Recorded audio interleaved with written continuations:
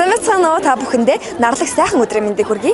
Өнөөдөр ямар өдөр болох мэдэх үү? Өнөөдөр 4 сарын 30-ны өдөр буюу хүүхдийг хамгааллын өдөр юм байна. Энэ өдрийг Save the Children буюу хүүхдийг ивэх сангаас явуулангийн цэцэрлэг дээр нэгэн зөвлөгөө мэдээллүүдийг та бүхэндээ хүргэж байгаа юм байна. Ингээд та бүхэндээ 3 зөвлөгөө мэдээллүүдийг хүргье. За ямтай цай. I'm hoping what I said could make you change your mind. Та бүхэнд яг одоо 3 дахь зөвлөгөө хүргэж байна. Ямар зөвлөгөө вэ гэхээр өсвөр насны хүүхдүүдийн насны онцлогийг мэдэх үү гэсэн байгаа. Ер нь өсвөр насныхан бид өөрөө ч гэсэндээ насныхаа онцлогийг мэддэг үү? Шилжилтийн нас гэж яваад байдаг. Тэрний ямар ч нас юм те. За тэгэхээр ингэ мэрэгжлийн хүнээс нь та бүхэндээ тодорхойлж өгье. За сайн байна уу? Танд өдрийн мэндийг хүргэе. Сайн байна уу? Өдрийн мэнд хүргэе.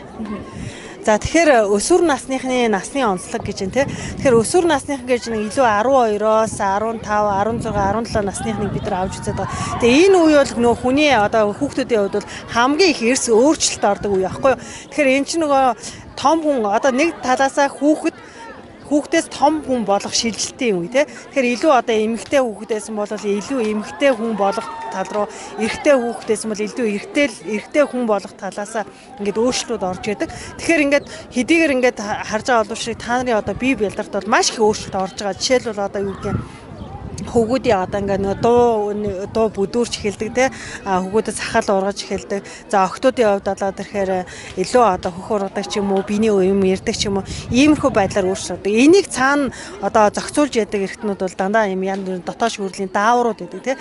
Тэгээ энэ дааврууд ялгарч байгаа учраас дааврууд ялгарч одоо энэ бие бэлдрийг ингээд өөрчлөлтийг ингээд хөдөлгөж яадаг учраас эргээд заримдаа нөгөө хүүхэд маань өөрийнхөө шиг болох болчихгүй. Би яагаад ингээд уур хүрээд байгаа юм болоо гэх те. Гэтэл нөгөө хүүхэд маань урд нь ерөөсөө тэр нөгөө асуудал дээр уурлахаагүй зүйл дээр ууралж яана гэдэг чинь нөгөө өөрийнхөө мэдлэггүйгээр тэр цаана бие бэлдарт нь өөртөө ороод байгаатай холбогдуулаад байдаг. Тэгэхээр тэрийг хүүхэд маань өөрөө мэдэх хэрэгтэй.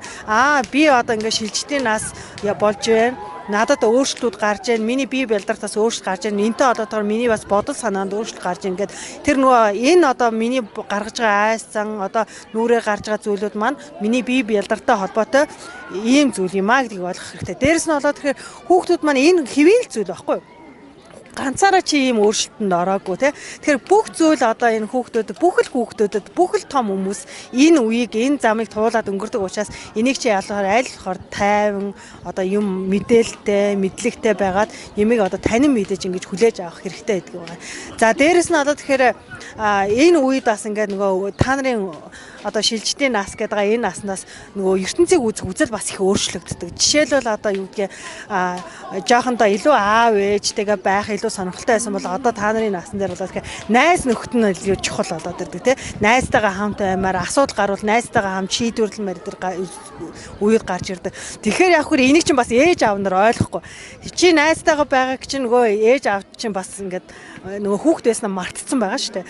Тэгэхээр нөгөө ээж аав чинь нөгөө нэгдүгээр чиний биед гарч байгаа өөрчлөлт, хоёрдугаарт нь чиний хүсэл сонирхол өөрчлөгдөд байгааг ээж аав чи юу гэж харж байгаа гэхээр энэ хүүхд ерөөсөө ингээд нөгөө зан ааш нь өөрчлөгдөд ерөөсөө миний үгэнд орохгүй болчлоо. Илүү одоо ийм нөгөө их том зантай болчлоо. Намайг тоохоо болчлоо гэж ингэж харж яадаг. Яг үндэ бол одоо ээж аав чинь ч бас чиний талаар их ойлгох хэрэгтэй болж байгаа.